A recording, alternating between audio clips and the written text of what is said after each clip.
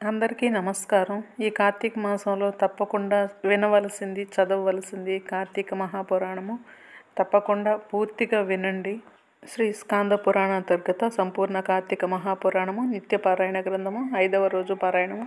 నిన్నటి వీడియో వింటే ఇది ఈజీగా అర్థమవుతుందండి. నిన్న కొన్ని ప్రశ్నలు వేశారు, దానికి సమాధానంగా ఈ వీడియో ఉంది. 9వ అధ్యాయము. యమదూతల ప్రశ్నలకు చిరునగువు మోము కలవారైన విష్ణుదూతలు ఇలా భాషించసాగారు. ఓ యమదూతలారా, మేము విష్ణుదూతలము. మీ ప్రభువు మీకు విధించిన ధర్మాలేమిటి? పాపాత్ములెవరు, పుణ్యాత్ములెవరు, యమదండనకు అర్హులైన వారెవరు? అవన్నీ మాకు విపులీకరించి చెప్పండి. విష్ణుదూతల ప్రశ్నలకు యమదూతలు ఇలా సమాధానమియ్యసాగారు. సూర్య చంద్రాగ్ని వాయురాకాశ గోసంధ్యలు, దశ దిశ కాలాలు వీనిని మానవుల యొక్క పాపపుణ్యాలకు సాక్ష్యాలుగా విచారించి వారిని మేము శిక్షిస్తాము. ఓ విష్ణుదూతలారా, శ్రద్ధగా వినండి. వేద మార్గాన్ని విడిచిన స్వేచ్ఛాచారులు, సాధుజన బహిష్కృతులు, యమదండనార్హులు, బ్రాహ్మణుని గురువుని రోగిని పాదాలతో తాడించేవాడు, తల్లిదండ్రులతో కలహించేవాడు, అసత్యవాది, జంతుహింసకుడు, దానము చేసిన దానిని మరలా ఆశించేవాడు, డాంబికుడు, దయారహితుడు, పరభార్యా సంగముడు, సొమ్ములను తీసుకుని పక్షాన్ని అవలంబించే వాళ్ళని, చేసిన దానాన్ని బయట పెట్టుకునే వానిని, మిత్రద్రోహిని, కృతజ్ఞులని, ఇతరుల పురుష సంతతిని చూసి ఏడ్చేవానిని, కన్యాశుల్కాలతో జీవించేవానిని, వాపీకూప తాటాకాది నిర్మాణాటంకపరులని, తల్లిదండ్రుల శ్రాద్ధకర్మలను విడిచిన వానిని, కేవలం భోజనం గురించే ఆలోచించేవానిని, ఇతరులు చేసిన దానాన్ని నిరోధించేవానిని, నిత్యం స్నాన సంధ్యాదులను విడిచిన వానిని, బ్రాహ్మణాశ్వ గోహత్య ఇత్యాది పాపయుక్తులైన వారందరూ కూడా యమలోకంలో మా చేత దండించబడుతుంటారు. ఇక ఈ అజామిళుడంటారా, వీడు చేయని పాపమంటూ లేదు. బ్రాహ్మణ జన్మమెత్తి దాసీ సంగమలోలుడై చేయరాని పాపాలు చేసిన వీడు మీ విష్ణులోకానికి ఎలా అర్హుడు? యమదూతల సమాధానాన్ని విని విష్ణు పార్షదులు ఇలా చెప్పసాగారు. ఓ యమదూతలారా, ఉత్తమ లోకార్హతకు కావలసిన పుణ్యాల గురించి మేము చెప్పేది కూడా వినండి. ఏ కారణము వలన గాని దుస్సంగమాన్ని వదిలి సత్సంగమములో కలిసేవాడు నిత్యము దైవచింతనాపరుడు, స్నాన సంధ్యా జపహోమ తత్పరుడు మీ యమలోక గమనానికి అర్హులు కారు.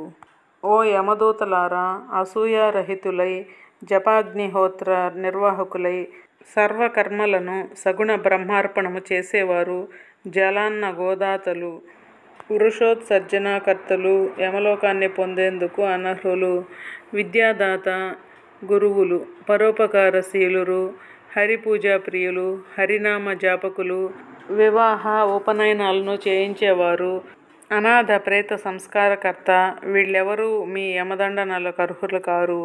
నిత్యము సాలగ్రామాన్ని అర్చించి తత్తీర్థాన్ని పానము చేసేవాడు, తులసి కాష్ట మాలికలను ధరించేవాడు, గృహాంగణాలలో తులసిని పెంచేవాడు, భాగవతాన్ని పఠించేవాడు, పూజించేవాడు, వినేవాడు, సూర్యుడు మేష తుల మకర సంక్రాంతులందుండగా ప్రాతఃస్నానమును ఆచరించేవాళ్ళు వీళ్ళెవరూ కూడా మీ యమలోకానికి అనర్హులు. తెలిసి గాని తెలియక గాని హరినామ సంకీర్తనమును చేసేవాళ్ళు పాప విముక్తులవుతారు. ఓ యమదూతలారా, ఇన్ని మాటలెందుకు? ఎవడైతే అవసాన కాలంలో ఒక్కసారైనా హరినామ స్మరణ చేస్తున్నాడో వాడు విష్ణులోకానికే వస్తాడు. ఈ విధంగా సాగుతున్న యమ విష్ణుదూతల సంవాదాన్నంతని వినిన అజామిళుడిలోని జీవుడు తన శారీరక కృతాదాసి సాంగత్యాది పాపాలను తలచుకొని దుఃఖిస్తున్న జీవుడు స్పృహామయుడై అచ్చెరు పొందాడు. ఇదేమి ఆశ్చర్యం! ఆ నల్లని కత్తులను ధరించిన యమదూతలు ఏమైపోయారు? నేనీ వైకుంఠములో ఎలా ఉండగలిగాను? పూర్వజన్మ పుణ్యము కాకపోతే నా జిహ్వపై హరినామం ఎలా వచ్చింది? నాకీ వైకుంఠము ఎలా ప్రాప్తించింది? అని తనలో తానే అనుకుంటూ హరినామ స్మరణను చేయసాగాడు. కాబట్టి రాజా, కేవల హరినామ స్మరణమే అంతటి ముక్తిప్రదమైనది కాగా హరి ప్రియంకరమైన కార్తీక వ్రతమును ఆచరిస్తే ఎంత పుణ్యం కలుగుతుందో ఊహించు అంటూ ఆపాడు వశిష్ఠుడు. 9వ అధ్యాయం సమాప్తం. 10వ అధ్యాయము. జనక ఉవాచ. వశిష్ఠ, ఈ అజామిళుడు పూర్వజన్మలో ఎవరు, ఏ పాపం వలన ఇలా పుట్టాడు? విష్ణుదూతల మాటలకు యమదూతలు ఎందుకు ఊరుకున్నారు? వాళ్ళు యమునికి ఏమని విన్నవించారు? అన్నీ సవిస్తరంగా చెప్పు. వశిష్ఠ ఉవాచ. నీవడిగిన ప్రశ్నలన్నిటికీ ఒక క్రమంలో సమాధానాలు చెబుతాను విను. విష్ణు పారిషదుల చేత తిరస్కృతులైన యమదూతలు తమ ప్రభువైన యముని చేరి ఇలా చెప్పసాగారు. యమదూతల ఆరోపణము, యముని ఉపదేశము. అయ్యా, పాపాత్ముడును దురాచారుడును నిందిత కర్మాచరణపరుడు అయిన అజామిళుని అందరి జీవుని తెచ్చే సమయంలో విష్ణుదూతలు మమ్మల్ని అడ్డగించి అతనిని మా నుంచి విడిపించి తమతో వైకుంఠానికి తీసుకుని వెళ్ళారు.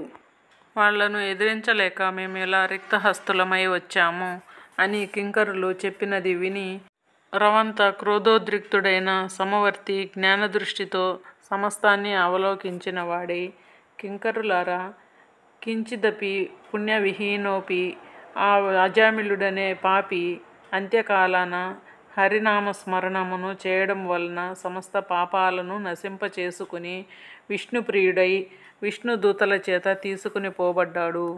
తెలిసి తాకినా తెలియక తాకినా దహించవలెనను కోరిక లేకపోయినప్పటికీ సమస్త జాతులను అగ్ని దహించును.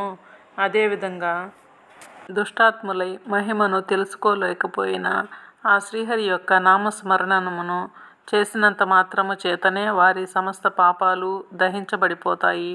ఇక భక్తిభావముతో స్మరించిన వారు కేవలము కైవల్య పథకాములే అవుతారు అంటూ సేవకులకు ఎంతవరకు చెప్పాలో అంతవరకు మాత్రమే చెప్పి యముడు మరింత పూర్వాలోచనాపరుడయ్యాడు. అజామిళుని పూర్వజన్మ. అజామిళుడు అతని పూర్వజన్మలో సౌరాష్ట్ర దేశములో శివార్చకుడుగా ఉండేవాడు. ఆ జన్మలో కూడా స్నాన సంధ్యాచరణాది రహితుడు, దైవేతర చిత్తుడు, దైవ ద్రవ్యాపహారి అయి ఉండేవాడు. బ్రాహ్మణుడై ఉండి కూడా ఆయుధపాణి అయి దుష్టులతో స్నేహమును చేస్తూ తిరిగేవాడు. అర్చకుడై ఉండి కూడా వివిధాభరణ భూషితుడై స్వేచ్ఛా విహారాలు చేసేవాడు. బహుభాషి అయి యవ్వనములో ఉండేవాడు.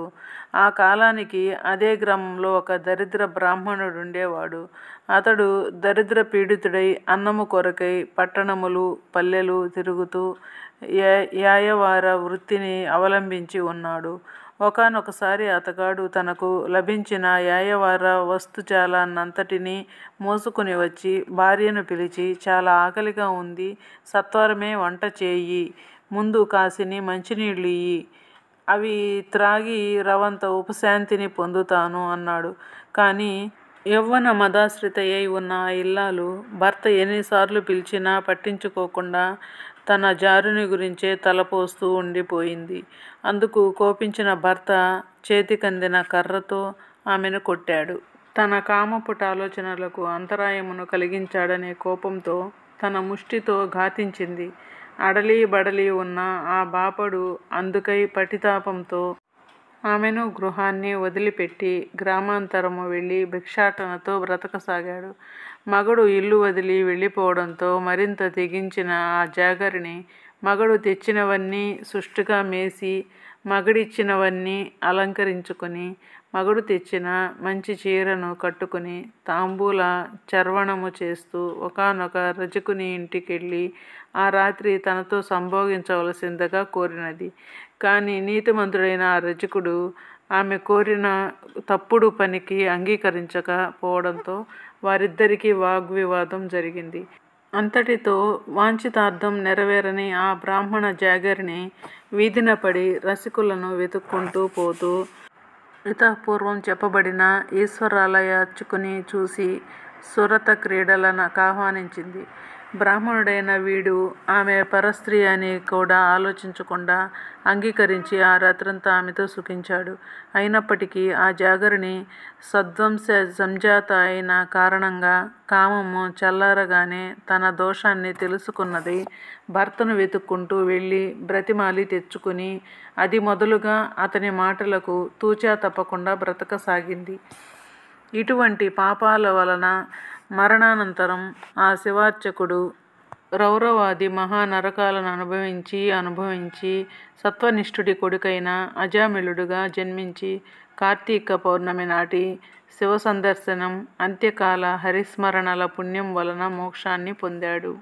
ఆనాటి శివార్చకుని జన్మలో ఇతనితో జారత్వం నెరపిన బ్రాహ్మణ జారణి కూడా కొంతకాలానికి మరణించి నరకానుభవమును పొంది కన్యాకుబ్జములోని చండాల గృహములో బాలికగా జన్మించింది. కానీ ఆ పిల్ల తండ్రి గండాన పుట్టడం వలన వాళ్ళ పిల్లను అడవిలో వదిలివేశారు. ఆ వనాంతర్గామి అయిన ఒక బ్రాహ్మణుడు ఆ బాలిక అరణ్య రోదన విని జాలిపడి తనతో తీసుకుని వెళ్ళి తన ఇంటి దాసీకి పెంపకానికి ఇచ్చాడు. ఆ దాసి దాని దగ్గర పెరిగిన ఈ పిల్లనే అనంతర కాలంలో అజామిళుడు దగ్గరకు తీసుకున్నాడు. మహారాజా, నువ్వడిగిన అజామిళుడి పూర్వగాథ ఇది. సమస్తమైన పాపములకు హరినామ స్మరణ కన్నా మించిన ప్రాయశ్చిత్తము మరొకటి లేదు. అది సాధ్యము కానప్పుడే ఇతరేతర ధర్మశాస్త్రాది ప్రోక్త ప్రాయశ్చిత్త కర్మలను ఆచరించాల్సి ఉంటుంది. జనక నరపాల, ఎవరి జిహ్వ హరిని కీర్తించదో, ఎవరి మనసు హరిచరణాలను ఆశ్రయించదో, ఎవరి చెవులు శ్రీహరి సంకీర్తనలను ఆలకించవో వాళ్ల పాపాలు ఏ విధముగానూ కూడా నశించే అవకాశము లేదు. ఎవరైతే ఇతర చింతలన్నింటినీ విడిచిపెట్టి విష్ణువునే ధ్యానిస్తూ ఉంటారో వారు తప్పనిసరిగా కైవల్యాన్ని పొందుతారనడంలో ఏమీ సందేహము లేదు. మోక్షాసక్తులకు మురహరి స్మరణం ఏ విధంగా సూక్ష్మ మార్గమో అదేవిధంగా కార్తీక ధర్మాచరణం అనే కార్తీక మార్గము కూడా మహోత్కృష్ట పుణ్యప్రదాయిని అయి పాతకాలను పారద్రోలుతుంది.